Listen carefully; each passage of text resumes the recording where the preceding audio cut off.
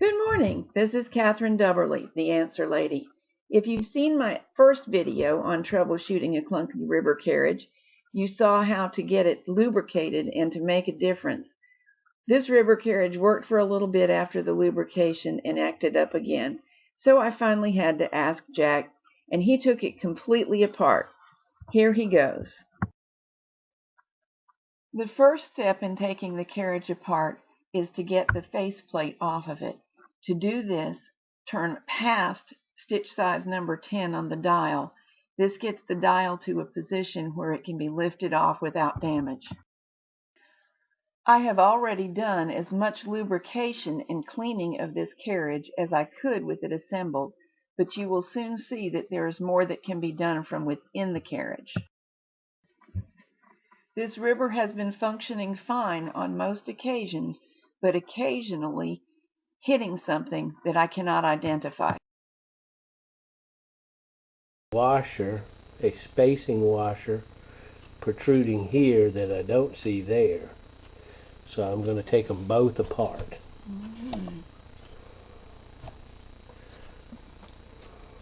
What do you think is correct? This is correct.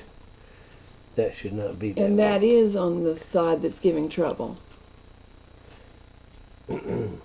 And you're looking at it as on the left. This is always towards you when you're operating. That's right.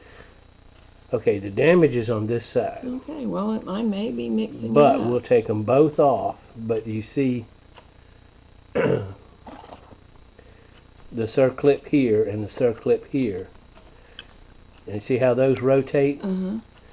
That one's not going to rotate because it's jammed and wedged in there. Is it from dirt or mishap? Yeah. Or? See how that one rotates? Not really. I can't. Okay. I don't think it's rotating. It is.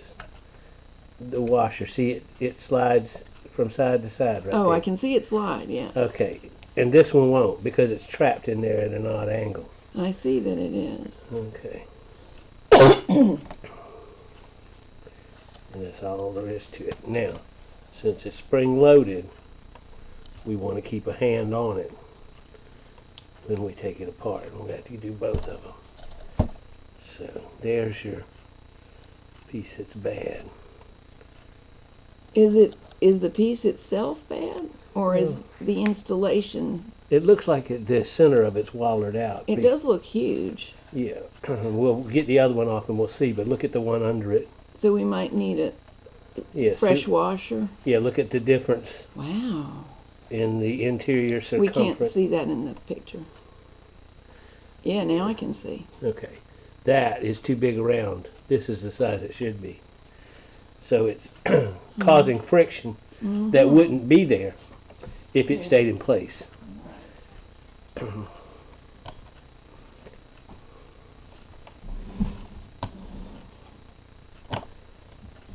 We set this one over here. Right there. Now see, both of these They're roomy. are oversized. Okay? And I don't know that that's correct. We'll have to look at the size of the post. But this post is bigger. Yeah. The post So if this washer were substituted here, instead of one this size for that size post, that's how that happened. Would we have possibly done that? No, that was in construction or reconstruction at one time. Well, I bought it new, so that happened at the factory. Yep, very likely. And it just... This is the underside of that flipper. And see what's under the flipper. Crud? Yeah, and see this is the spot right here where this rides in that area. That you can get crud in there and you'll never be able to get it out by cleaning. Well, should I get a toothbrush and work on it now? No, we can do that when we reassemble. Right now I'm looking for wear marks. These may be too thick through. Yeah, they are. This is called a machinery washer, and it's specifically a thickness to take up a certain gap between the spot where the clip goes. We can't see your hand. this thickness of this washer is designed to fill a gap between where the top of the machine is and where that clip goes in. So it's going to have to be that thickness and just the inside diameter, but we can buy those. At Lowe's or somewhere else? No, I'll have to go to Fastenal to get them. Probably Granger would carry an assortment pack. But you can see what I'm getting off. There's hairs, but mostly it's debris that's showing up on my fingers because my fingers are calloused and they'll pull that stuff off. But you see what was in there. But now, where this post rides in that channel, you see, and then this one with it out of place rides at the top. So any corrosion you get in here will eventually work its way to that juncture there, and that's what you cannot get to except in this fashion. Now I got a snap ring that I'm going to cheat and take that snap ring off. The phone is whistling. It sure is. I may have to go get them. That post rides in that slot. Yeah. So it goes in and out according to where you dial. Oh, I see. So you've made the whole 0 to 10 Right. in that one push. Right. And when look, you push it back, should I clean underneath Yes, that? you should, because that's what I was going to show you, is this kind of thing right here that you can't get any other way. Now, you've loosened it all up in your soaking process. It's not a lot of crud, though. I know, but see, that's the kind of stuff that'll get in to the flipper. When it's on the machine, it'll get into the flipper. Let me reach in. Okay. Get some. Well, it is nice and loose, so Right, the soaking yeah, was the not a soaking. waste. Oh, no, it was not. See, I do. all that right there. Now, let me move it the other way. Clean the top part, and then I'll move it back up, and you can clean the I'm bottom. left-handed, so you can. I'm not blocking the whole view, and we can show a little. See how that piece just moved, and now we got it out, but now you can clean around the bottom.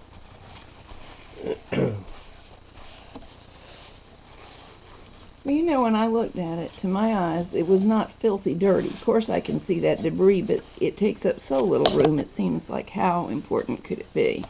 Well, look at the thickness of that right there. Yeah. And that's your critical distance. So anything, and look at the piece of crud that I've got on the tool right now. Yeah, it's little. You see, it can fill up that distance pretty quick. And then you've lost the smooth movement, which is what you really need. Yeah. Well, as I've told you, it's working, but it fails from time to time. And it's working better since I soaked it. Right. And it will, but it isn't working perfectly. I managed to knit probably 800 rows before it malfunctioned. See, that kind of corrosion right there, there's nothing you can do about the fact that metal will oxidize. However, the marble mystery oil will get into that spot, and it will stop any further oxidation. Well, when we get... But see, I'm going to remove the crud that you can't get by wiping, so that that mystery oil will soak down into those spots. Yeah. If this were your camshaft, you couldn't do this. So now my supposition is that if we replace that washer with the right size washer, we're probably going to be in business. Really? Yeah, because I don't see any malformation in the post tube, and I can see it pretty well. Now what we'll do is slip this other one apart just to see what we want, because the easiest way to get a replacement part is to take it down and say, I need one of these. I know. Now this one's also worn. So if we can get a new pair... Yeah, but you can, when you come over, I'll show you the difference. And we'll put it on two different fingers here. But now, if you'll notice this one, see that area is thin. It's egged in its wear pattern. Egged meaning curved around the edges? No, egg meaning it's not a circle, it's an oblong. Oh. See, this is a good circle inside there. It's just too big of a circle. I see an inequity right there. Yeah, but this one, this is a normal wear. The hole is bigger, but it's bigger to one side. Well, now, here's a possibility. Yeah? Yeah, I think the washers that you brought, the two of them, the machinery washer and the clip washer, together are about this thickness. I wondered about that when I got them. Let's see if we can do a little remanufacturing substitute. They actually do clip into their surface. And since we're trying something new here, we're trying to replace two smaller washers with one thicker. Big washer, right. And it's a matter of whether that makes the correct spacing or not. Right, exactly. Now, if it's properly in there, it'll rotate in the groove. But see, that one came back out. So it's not in the correct position. It's not seated properly. There's my large one. Oh, I see. And there should be two small ones, but you'll notice the distance between I know, the arms ends, are stretched out. Can you reduce it? Yeah. Do not try this at home. Okay. Do not try this at home. Why? Because I'm a trained professional. And you take my job. No, see, I squeezed it too far. Because you could break it real easily. Yes, you can. And once they're stretched, they'll stretch again. The metal's already been stressed. So well, thank goodness all it does is sit in a groove. So as long as it sits in the groove, but what we want to check is to see if we have enough distance to use that. Can you feel the groove? Yes. See, what I may have to do is lift up on that post at the same time as I put that in. Well, the ideal thing to do would be go get a dial micrometer and measure the thicknesses that we're talking about. And this is old school. In what way? It's not digital. Oh, we can't see it. You zero it by hand when it's closed, and then you can measure. And we'll take the good one, one of these, and we'll see that we're talking about right at 35,000. That's what I see. 35,000. Thousandths? Yes. 35 1,000ths of an inch. Okay. There's a pair of them right in the pincers. And we're seeing, right at 35 thousandths of an inch. There you go. We're in business. That one fits? Yes, that one does fit. Okay. And we'll make sure by circling the clip.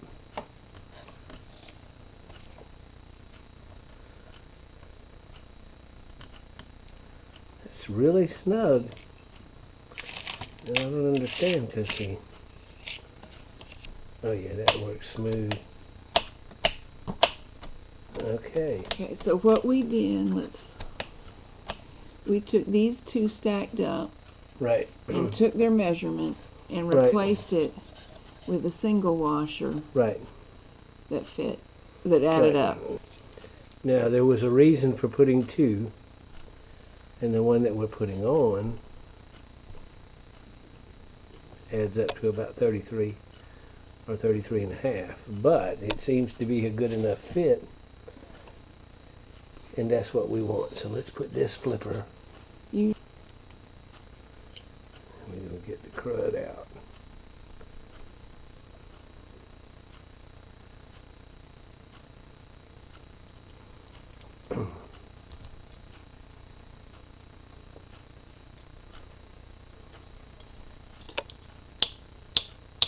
Oh yeah, spring's on the other side. The spring is on that post right there. Yeah. There's the spring. But you want to make sure which side of this that this goes. And so we look over here and we see it's pushing that piece. So we make sure that this post pushing that piece, so when this slide moves that post, and when this goes back, this can spring into position.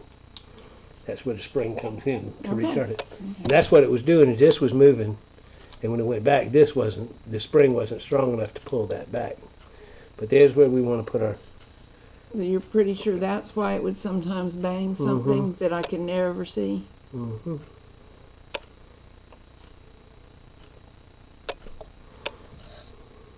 How does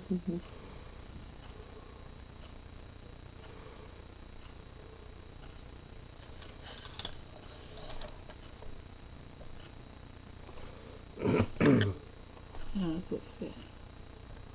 Very good. Okay. Got a little bit of play in there. And that's on purpose? Yeah. See, that's what it has to do, is let that slide so that the post can pivot when that slides. That's the reason for that washer being in there. Now we got to put this one. So we're ready to hook the spring up right there. Whoops. Obviously it's working. Is there anything else that needs cleaning off before we cover it back? That's what I'm checking right now. These need to move smoothly, but they seem to be. Do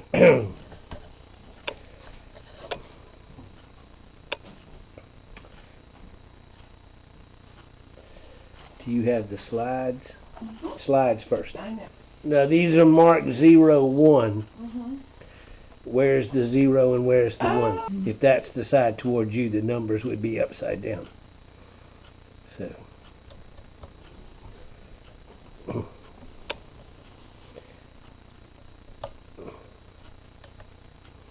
But see, this post right here looks like it's bent.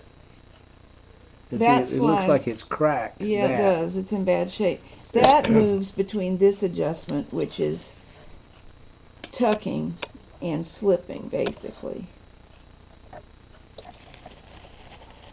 Well, now it's straight. Okay. I'm sure it was supposed to be straight.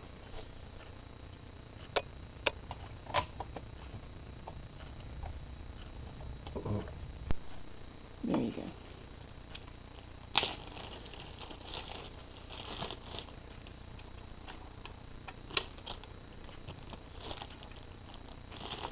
You're holding the faceplate on from underneath, right? Yes.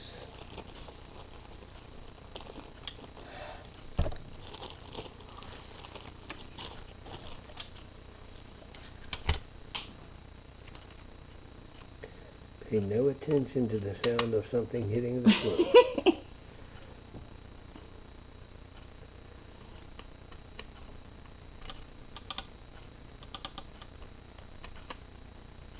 Doesn't look like it's going in properly. It is going in low. Putting the longer one in there? Yeah, put the longer one in there. And it seemed to go. It did, but you see there's a slot on this side and there's not a slot on that side. So there is a reason why they're not interchangeable. Right, not interchangeable. At least on this particular model. It happens all the time. There's some kind of a glare on You here. never put them all in snug until you're done. Okay.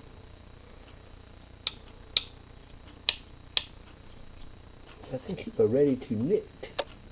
All right. What did we do? Now it's right. See, it won't come out. No, it shouldn't until you go past 10. Right. And the reason is there's a divot right past 10. Hear this? Click, click, click. That little piece that's clicking, when it gets to 10, there's a cutout right there, so it's no longer touching. So there's, you are ready to knit.